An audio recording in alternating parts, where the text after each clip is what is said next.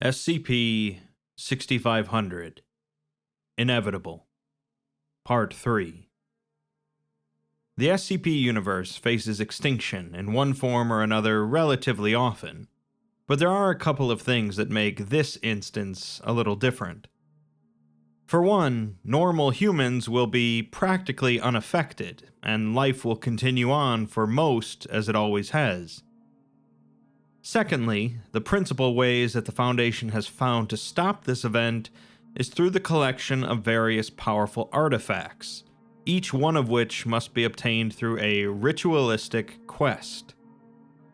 We've looked at two of these quests, or paths, so far, the Warrior and the Mage, and there's two more to go. Let's take a look now at the third path, the Clerics. The path of the Cleric involves the search for an unknown device of divine provenance, supposedly capable of accessing an untold number of realms. The idea is that the usage of this device would halt 6500 for essentially ever, as it dealt with all of the anomalous energy from the linked realities. The path of the Cleric is titled Kigare, a Japanese term referring to a state of uncleanliness or defilement, linked to the Shinto religion. The state of Kigare can be caused by any contact with death, childbirth, disease, or other conditions or crimes, and the individual must be cleansed through purification rites. Unlike the first two paths, our starting location is not Sloth's Pit, but rather Mount Ibuki, the tallest mountain in Shiga Prefecture in Japan. Our protagonist is a wandering Buddhist monk in his 40s named Kaito Iguchi. Kaito comes from a multi-generational lineage of Buddhist monks, but he chose to eschew the temple life, instead taking the open sky as his temple. He begged for charity from the locals and communities he passed through, often staying in homes for a night or two before moving on again. His duties take him from one end of Japan to the other, sometimes multiple times per year, and often involve traveling to out-of-the-way places such as a dirt trail up the side of Mount Ibuki. Since he guessed it was several hours past midday, he leans his shakujo, a traditional Buddhist staff with metal rings, against a tree and sat down for lunch. The meal consisted of a few onigiri, balls of rice wrapped in dried seaweed, and in this case filled with smoked fish. He looks out over the edge of a nearby cliff at the nearby Lake Biwa, but a sudden shift in the wind brings on the smell of rotting leaves and wet earth. After his meal, he grabs his staff and continues up the mountain path for another hour, finally reaching the base of a steep stone staircase, framed by a large stone torii gate, traditionally found at the entrance of a Shinto shrine. He steps through the water and lichen-stained gate and began to climb the stairs, which were covered in leaves and surrounded by a close-knit network of trees. At the top of the stairs, he finds a shattered wooden gate hanging open, having recently been struck with incredible force.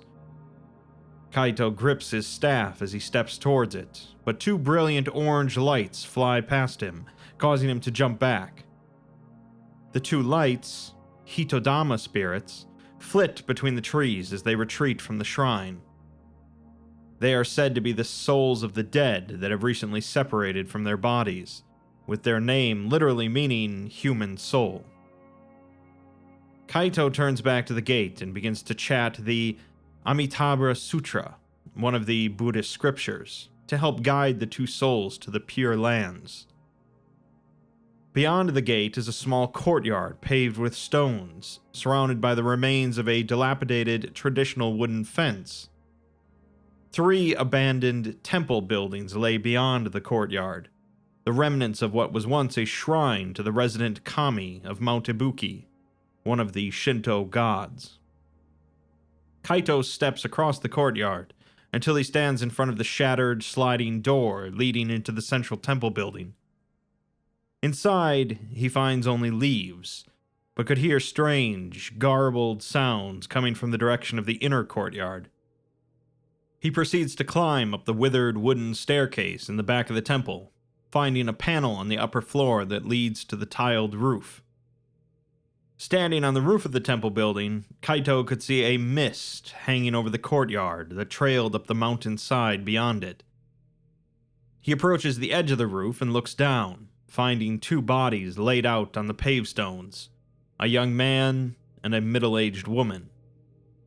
The corpses had each suffered from severe blunt trauma to their torsos and heads, with blood drenching the stones around them.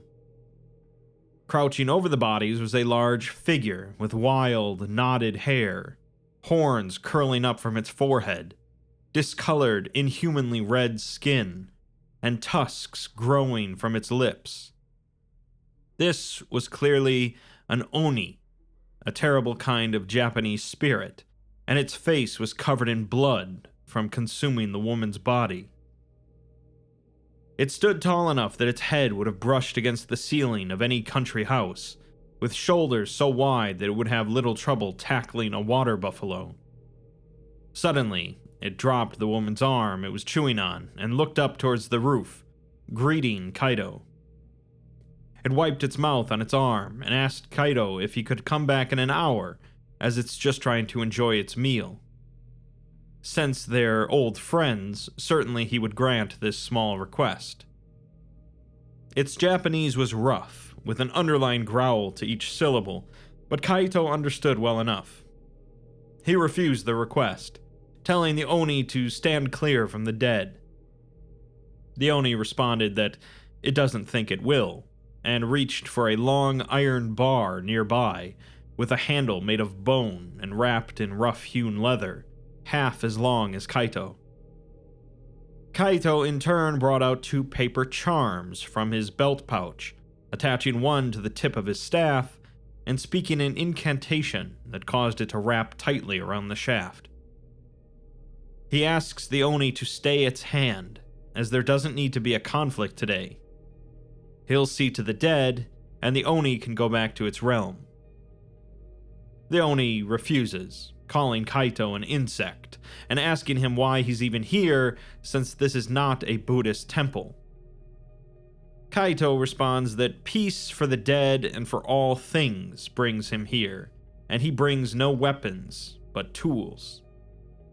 The Oni says that even as they speak with one another, the weird and wonderful are falling apart, as realms are fading, magic is failing, and kami are abandoning their temples.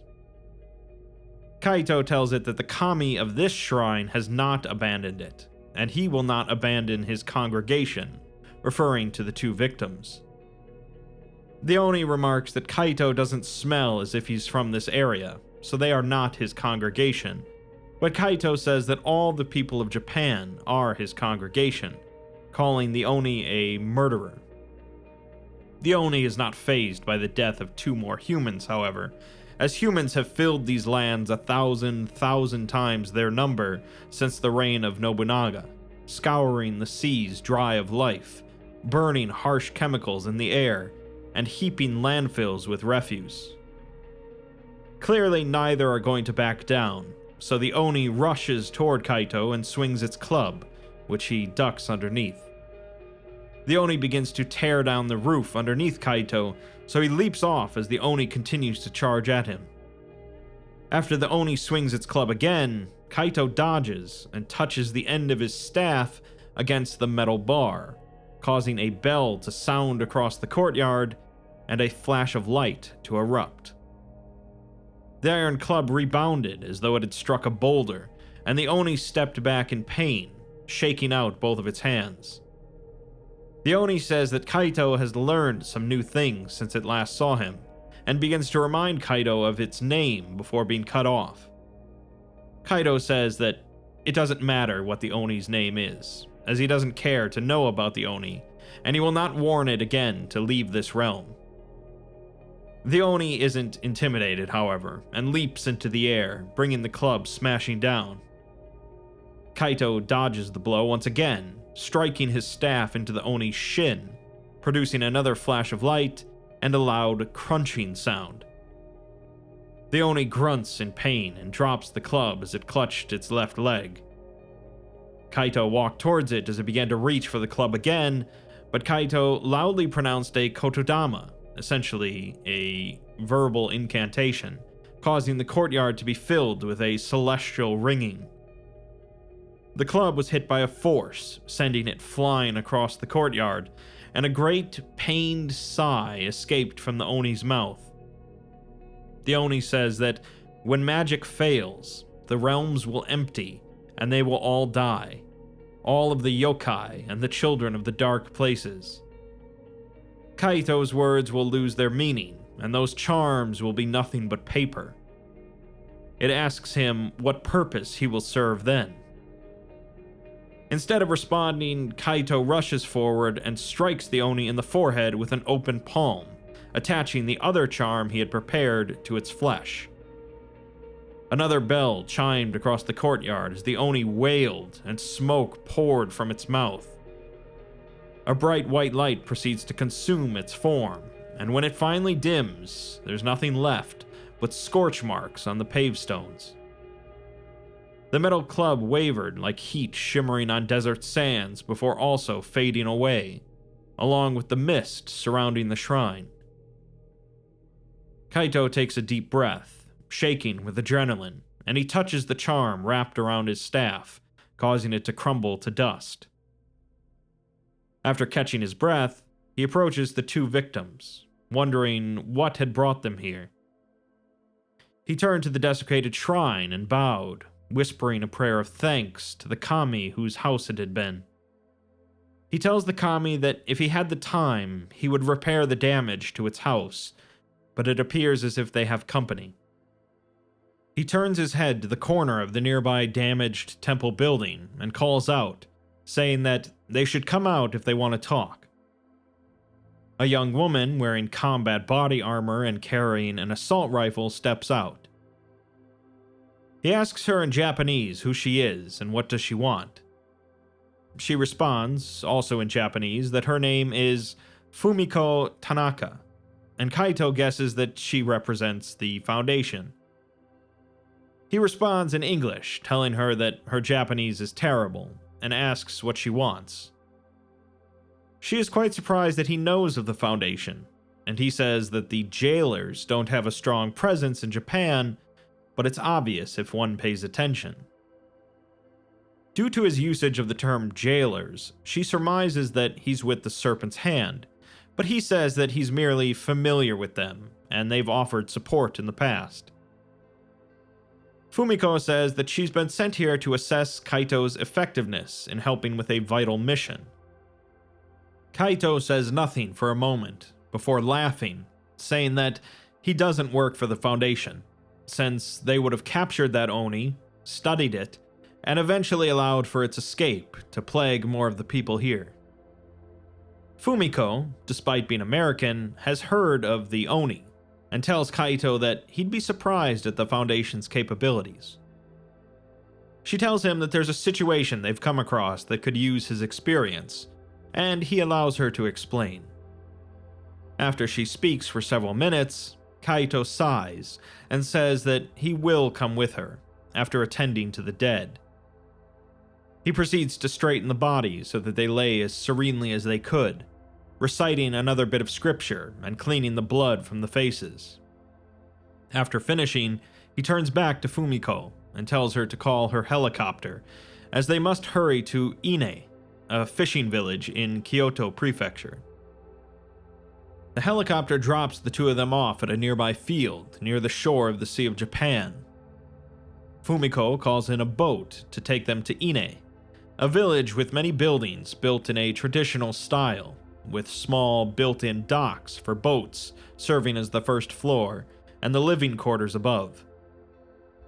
Kaito asks Fumiko if she's sure that the bodies will be treated with respect, and she assures him that they will, making sure that their families are notified once they've been identified.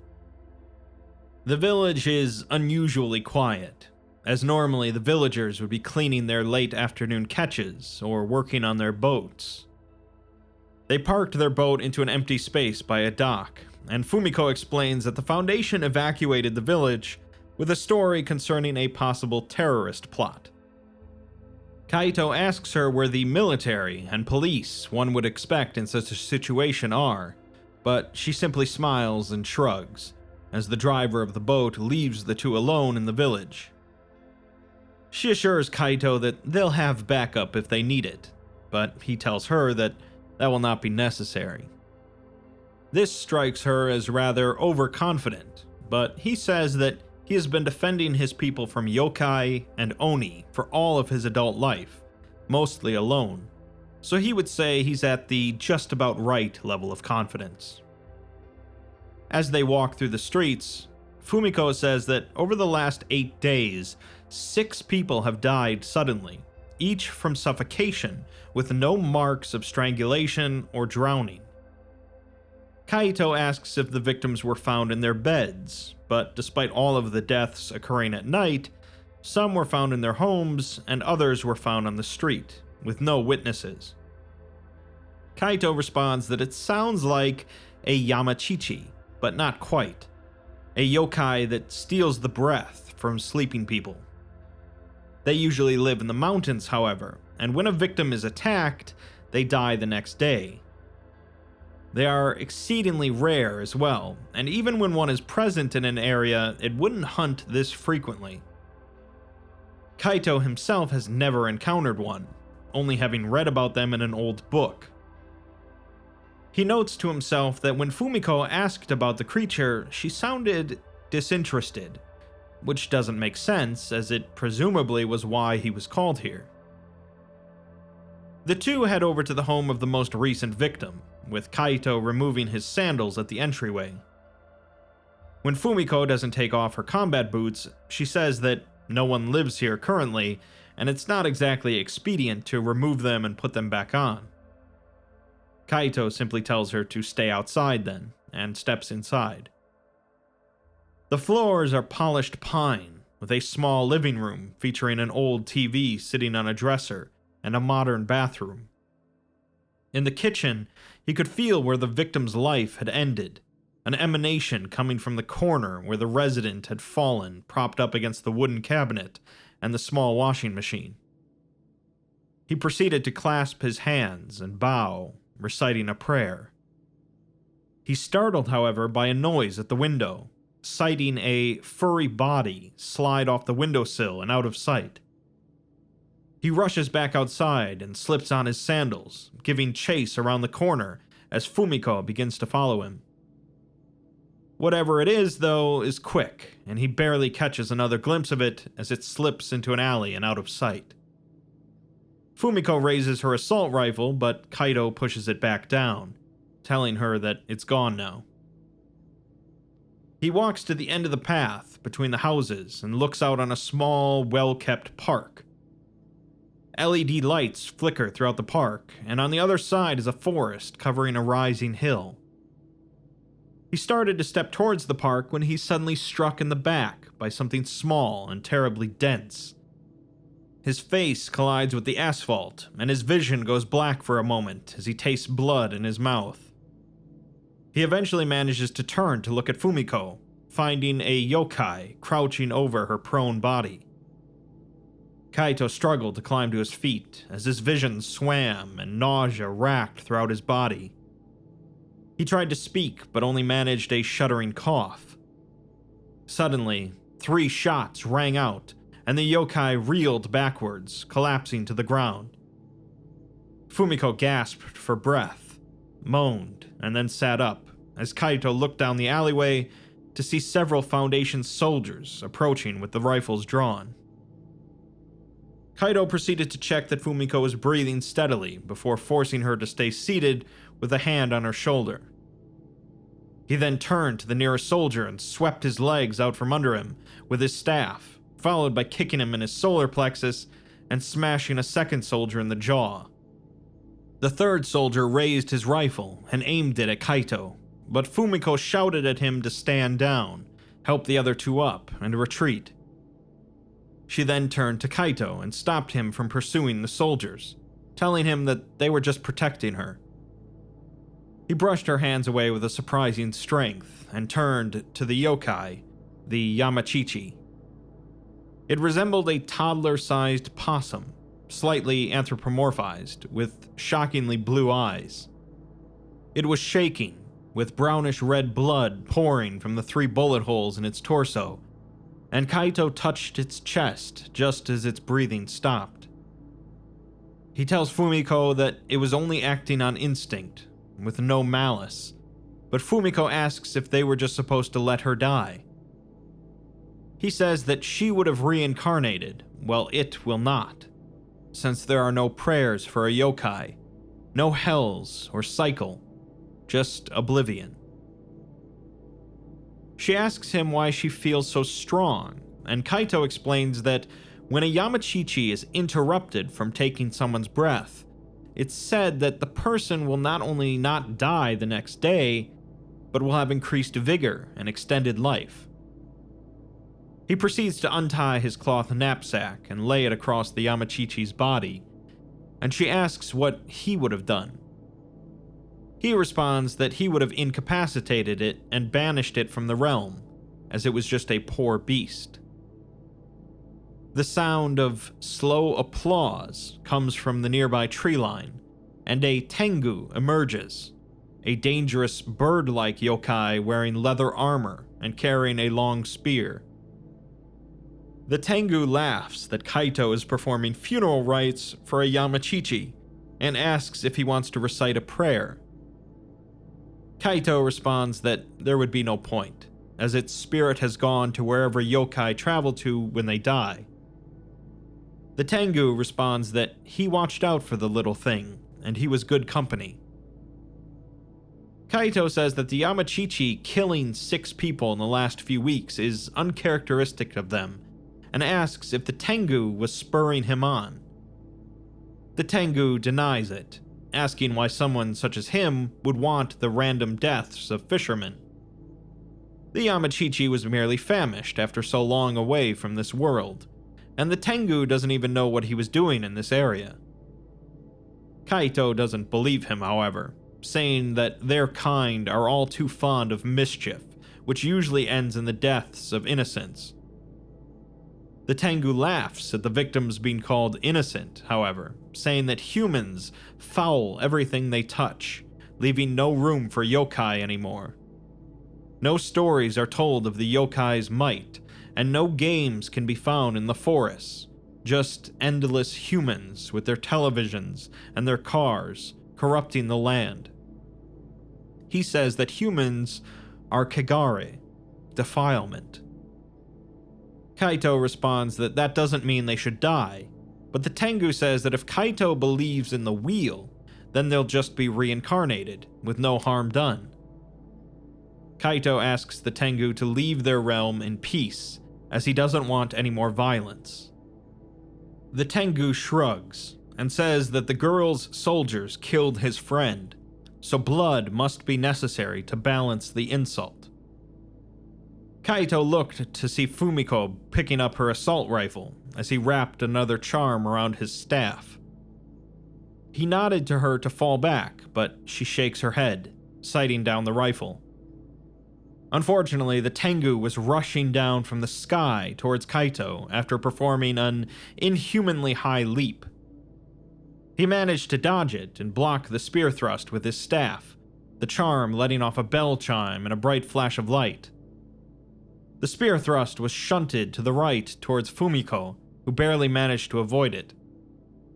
She followed by firing a burst from her rifle at the Tengu, but he merely spun his spear, deflecting the rounds into the ground, chiding her for the effort. The creature continued to spin the spear, bringing the blunt end down in a blur towards Fumiko's skull. Kaito managed to call out an incantation which deflected the spear into her body armor instead, striking her between the shoulder and head. She grunted in pain and stumbled backwards against the wall of a house.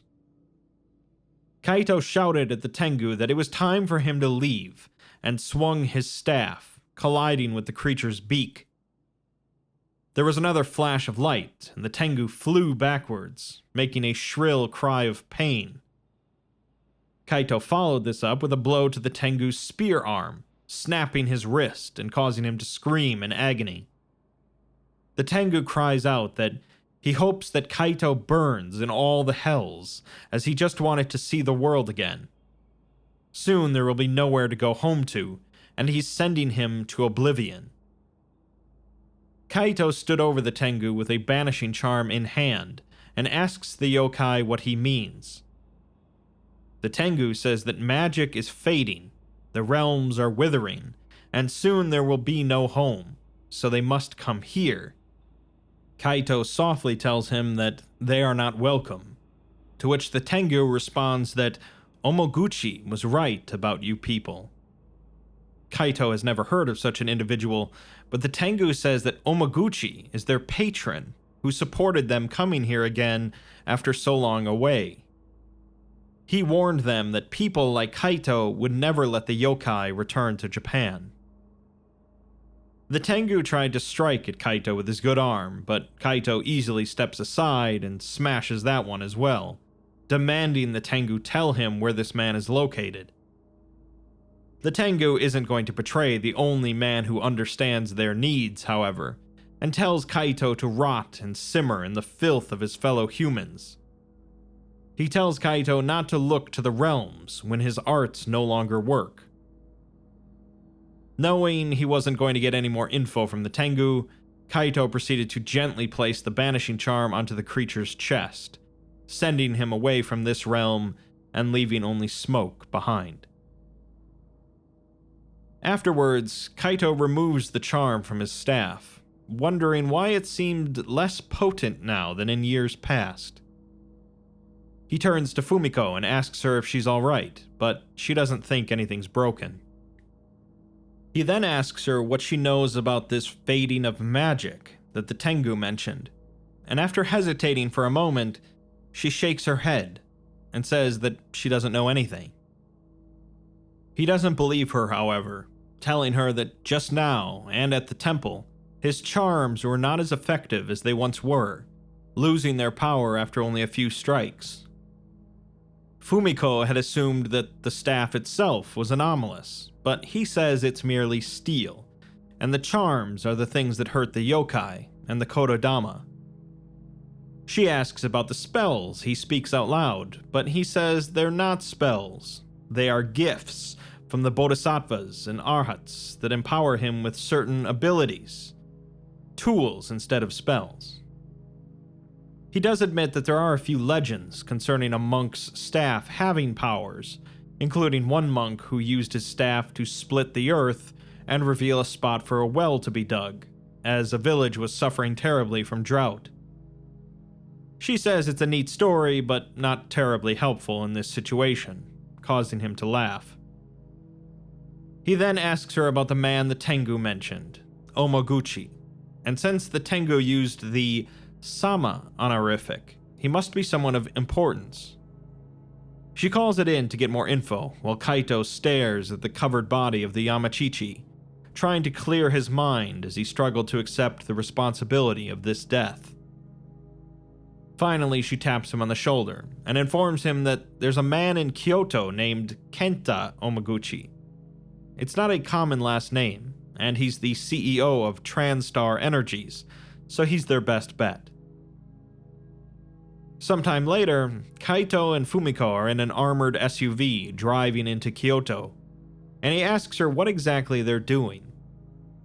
She says that a forward operating team has secured the company's headquarters and evacuated everyone except for Omoguchi, under the cover story of a security breach connected to the terrorist attack in Ine.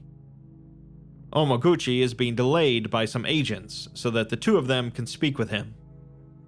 It's not as subtle an operation as Fumiko would usually like, but it wasn't her decision. If someone is connected to the rising incidents of yokai in the mortal realm, then it needs to stop, quickly. Normally the yokai are solitary, spread out, and hidden, and Kaito has never had to deal with 3 yokai killing people in the same day. Fumiko says that this could easily be a significant threat to normalcy, which Kaito scoffs at, saying that These things have existed since before Japan had people living on it, so what is normal?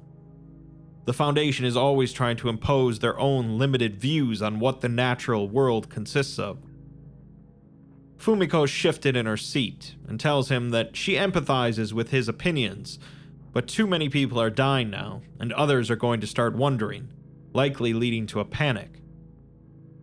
Kaito nods and eventually agrees that the panic would be devastating, but perhaps it's time to start informing people of the world they live in. Fumiko just shrugs and says that that's above her pay grade, and the two continue driving through the city, looking out at the way that Kyoto combined both ancient temples and modern businesses. If this Omaguchi is communing with yokai, there's no better place than this, where the past and present are intertwined. Fumiko asks Kaito about something the Tengu had said, when he had called humans kegare, a word she's not familiar with. Kaito says that its literal meaning is defilement or uncleanliness, but in Shinto it also means spiritual corruption, or the breeding of disease on the level of the soul. It's not a moral corruption, like sin, or the staining of one's spirit from one's action, but instead it's a natural reaction to amoral, unnatural forces. One might seek forgiveness for one's wrongdoing and yet still have kegare. It needs to be remedied by the people responsible through purification rituals. A common allegory is that a still pool can become stagnant and a source of infection or breeding ground for plague-bearing insects, but running water is clear and pure. The Tengu was calling human society a stagnant pool. Fumiko sat silently for a moment, pondering this, and then asked what the purification of an entire society would look like. Kaito tells her that in the Tengu's mind, a tsunami would probably be appropriate. Fumiko lets out a small gasp before stifling it, and asks if a yokai would be capable of such a thing. Kaito very much doubts that they could cause a literal tsunami, but possibly a metaphorical one that wiped the slate clean, since there are many realms beyond this one, and they are filled with many yokai. Both the Oni on the mountain and the Tengu mentioned that the realms were fading due to magic faltering, and although Kaito doesn't know exactly what they meant, if all of the yokai were forced to come here, it would be a big problem. They finally arrive in front of the headquarters, but there hasn't been any word from the forward team since the building was evacuated, and they said they were going to secure Omaguchi, which doesn't bode well. Standing in front of the building, Fumiko calls a nearby site director, informing them of the situation and requesting a full tactical team here as soon as possible. She then tells Kaito that they'll need to wait for reinforcements, but Kaito begins to step towards the lobby, saying that he is going to speak with this man now. She rushes over to try and stop him, but he tells her that he is not going to enter this building behind a squad of her professional soldiers. He's going in now. She has no choice but to follow him in, telling the SUV driver to stay there and update the team when they arrive. The two enter the empty lobby and approach the security station. Kaito notes that this station hasn't been abandoned for long, and there's no one milling about outside, questioning Fumiko if she's sure they evacuated the entire building. She shrugs and says that was 25 minutes ago, and it's after 9 o'clock, so it's not unusual. The transponders for the forward team all show them on the top floor, in the executive suite, so Kaito approaches the elevator with a security badge from the station. She tells him that backup is another 15 minutes out, and asks him his plan. He responds that he's going to talk with Omaguchi, find out his connection to the Oni, and find her team. When she says that he makes it sound very simple, he tells her that everything is simple if you look at it the right way, and she should let go of her fear, as all things must end eventually. She would rather that they didn't end tonight, however. They take the elevator to the top floor, with Fumiko stepping out first with her rifle raised. Kaito followed, but stops when he looks up at the tall ceiling, noting that there's a large torii gate in the center of the room, which required one to pass under it to enter the executive suite. He tells Fumiko that this is an actual torii, not a decoration, and he can't think of any example of one being moved into a building such as this. In Shinto, they serve a function in the open air of separating the mundane from the sacred, and although he doesn't think much on the concept of heresy, he thinks this is close. Stepping into the large executive suite, it turns out to be another lobby with a receptionist desk and another corridor leading to the inner offices of CFOs and CEOs. The room was empty, with no sign of the forward team. The transponders show them to be in the CEO's room, so they continue down the corridor until reaching the large double doors marked as Omaguchi's office, and opened them. Kaito gasped as Fumiko rushed in and cursed, finding the remnant of the 5-member team, eviscerated and bludgeoned into almost unrecognizable shapes. Several had their heads torn off, and the smell of blood and fecal matter was strong. Kaito's vision swam as he looked at the scene, until a middle-aged Japanese man in an expensive suit walked out from a personal bathroom, wiping his hands on a red-streaked towel. Kaito asked the man in Japanese what this was, but he responded in English, saying that they were corporate spies, no doubt, or terrorists. He proceeds to throw the bloody towel into a trash can, and then walks in front of the desk, leaning against it. Fumiko asks him if he is Kenta Omaguchi, before cursing again and asking what he did to these men. He smiles and responds that they came in waving about these guns, and he was afraid for his life. Kaito asks if he killed them with his bare hands, and Omaguchi says that he did, as they did not show him proper respect. Fumiko points her rifle at him, but Kaito whispers to her that they need to find out what happened here. Omaguchi tells them that he is a king, and he doesn't answer to vagabond priests or paramilitary agents of shadowy organizations. Kaito was about to ask him what he meant, when suddenly the man's suit began to rip as his flesh grew, transforming into a 2.5 meters tall, horned Oni warrior. The shed human skin slapped against the tiled floor, spilling blood in a pool around him. He now had bright blue skin, 3 horns protruding from his brow, and a mouth full of tusks. His eyes shone red, and he wore a coat of oily green scales, like armor. Kaito noted the light fleeing from the room, replaced with a mist rising from the floor as the air grew colder.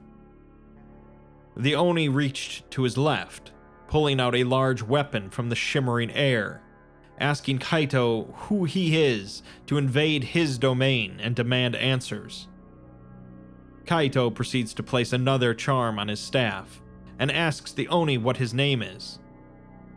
The Oni responds that his name is Shuten Doji, a famous yokai, and Kaito leaves his mouth hanging in surprise as the Oni laughs that Kaito has heard of him.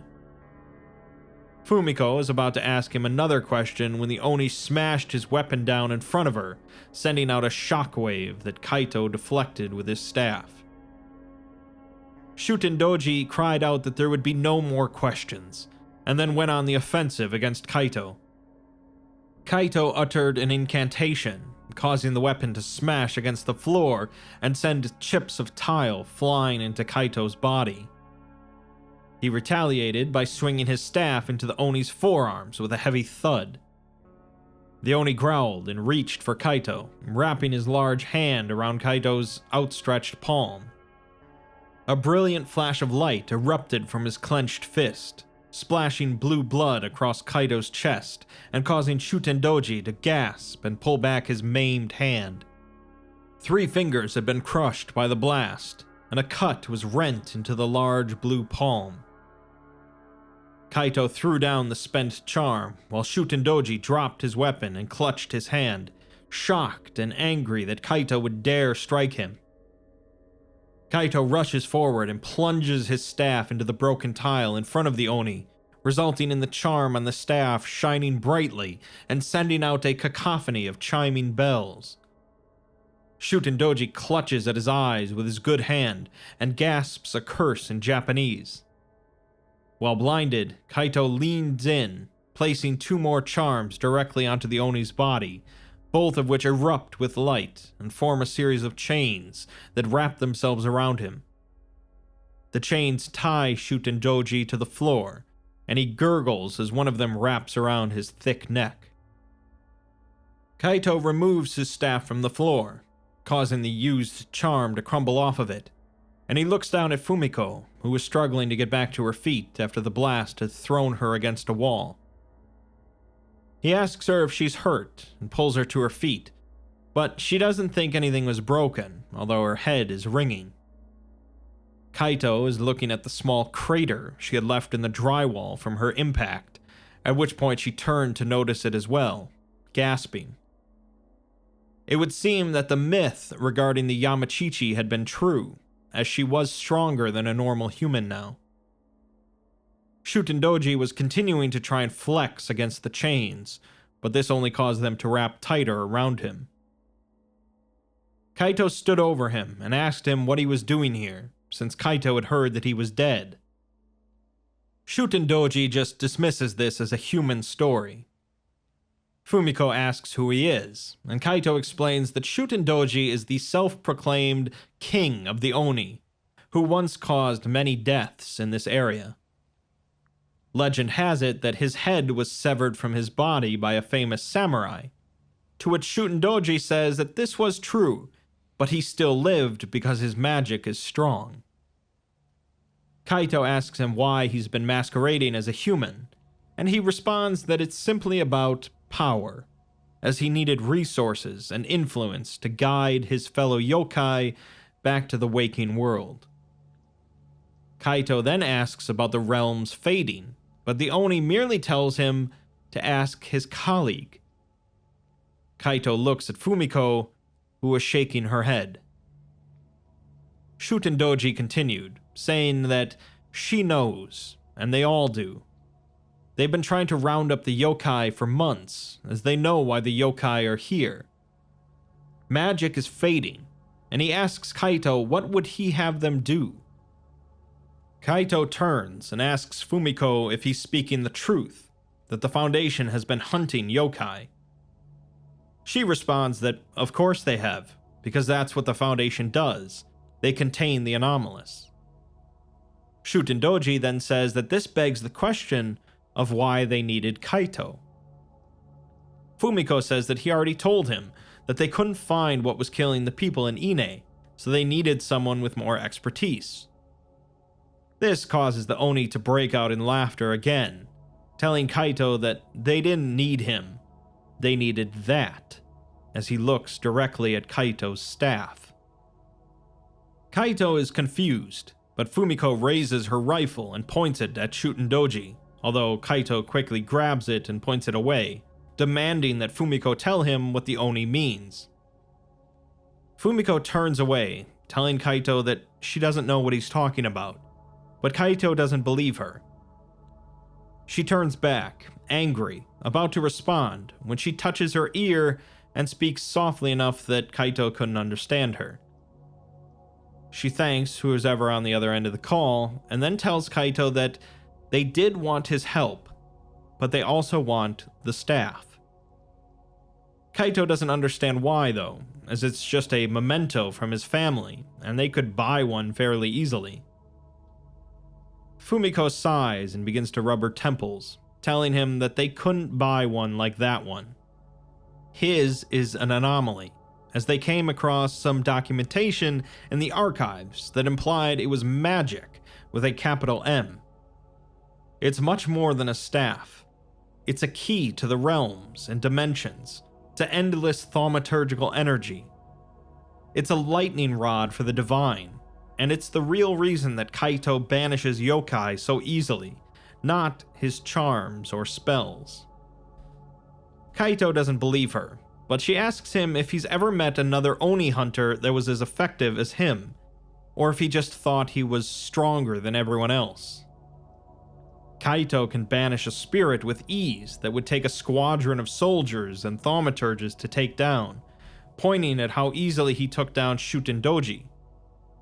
The Oni laughs again, but not as loudly, and tells Kaito that it's true, he's nothing special, as the staff is doing the hard work. Kaito stares at his staff as Fumiko continues, telling him that magic is failing, and the anomalous is falling apart, as things they've known about for centuries are just ceasing to exist, with some of them causing a fair bit of chaos in their wake. She grips his shoulders and says that what isn't failing is him and his staff, as he's been fighting off demons for decades, and he's always succeeded because of that staff. Kaito whispers no, as his arms start to shake, but she says that this doesn't take away anything that he's done, as he's served his people well. Now he can do something about this entropy, with that staff being the linchpin. The Oni starts laughing loudly again, telling Fumiko that he doesn't work for jailers, and to look at him, as he's cracking under this new world he's discovered. Fumiko tells Shutendoji to shut up, but he growls and the room grows darker, causing the walls to disappear and be replaced with red-hued mist and dying trees. He tells Kaito to look around, as the realms are dying, and the yokai will take their place in the waking world. Kaito turns just in time to see the chains dim and then split with a loud cracking sound before dissipating.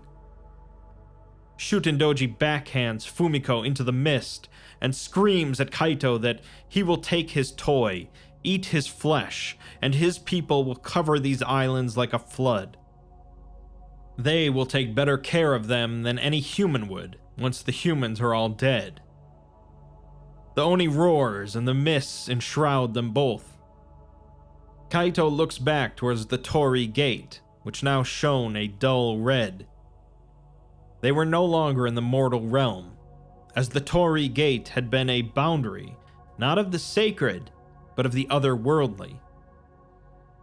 The Oni's weapon thrust out of the mist towards Kaito, and he deflects it with the staff, causing a bell to chime dimly in the distance.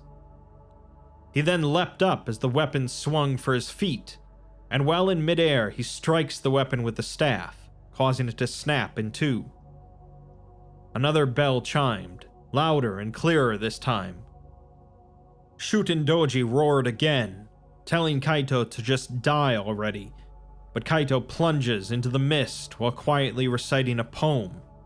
It reads, "The flowing river waters bring all things to the sea. I too must go." The mists parted, and the Oni snarled as he reached for Kaito with his hands, one whole and one maimed.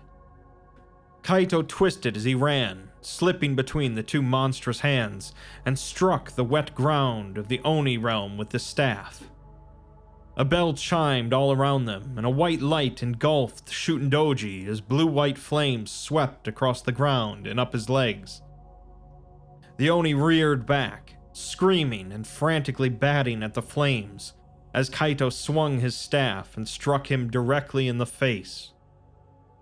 Blue-black blood splashed across Kaito, blinding him, while the Shutendoji screamed in pain and lashed out desperately, striking Kaito in the chest and sending him to the floor. When he finally managed to open his eyes a little, he saw light returning to the room, and the walls of the office melting back into place.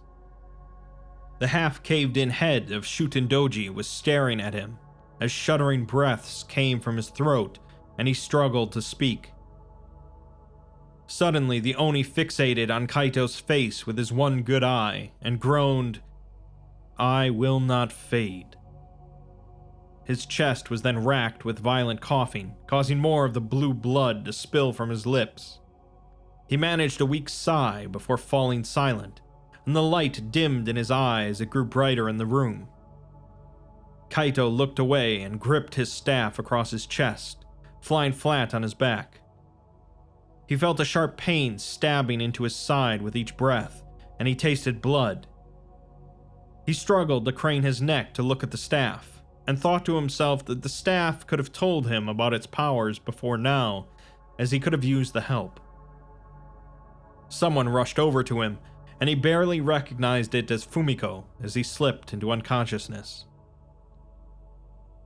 The after-action report tells us that the staff is now safe in Foundation containment, and is capable of opening doorways to other space-time constructs or dimensions. The staff can also be used to move one object or living organism from one space-time construct to another. Other additional effects that have been recorded include radiation of heat and light, creating significant damage upon impact on anomalous beings known as Oni or Yokai, an anomalously high resistance to damage to its structure, and the ringing of a bell upon its activation. After retrieval of the staff, both the agent and the person of interest, Kaito, were injured and required medical care. Kaito had previously expressed severe reticence to work with the Foundation, but during his recuperation, Fumiko was able to convince him to assist in the neutralization of SCP-6500. His sole condition for assistance was that the object never leave his possession, and that he would operate it under observation for any research or attempts to utilize its anomalous nature. The O5 Council agreed to these conditions as long as he cooperated, and Fumiko was assigned as part of his security detail. A senior researcher then proposed using the staff to identify the source of the entropy caused by SCP-6500, given its abilities to manipulate space-time constructs. This is based on the theory that the source of 6500 is extra-dimensional, which has not yet been confirmed. Additionally, the researcher proposed utilizing the staff as a conduit for its anomalous energy to feed into the source of the entropy, thus diverting the further degradation of baseline reality's anomalous energy. The Council approved the proposal, saying that almost any action taken that can prevent the full devastation of the anomalous will be supported, as they will not let magic die. That's 3 different objects now that could conceivably stop SCP-6500 in its tracks and end the crisis, with 1 more to go. Any one of these could do the job, but I think, as we can all guess, it's not going to turn out to be that simple. We have only the path of the thief to go before continuing ahead into the SCP-6500 file, to find out how deep the rabbit hole goes.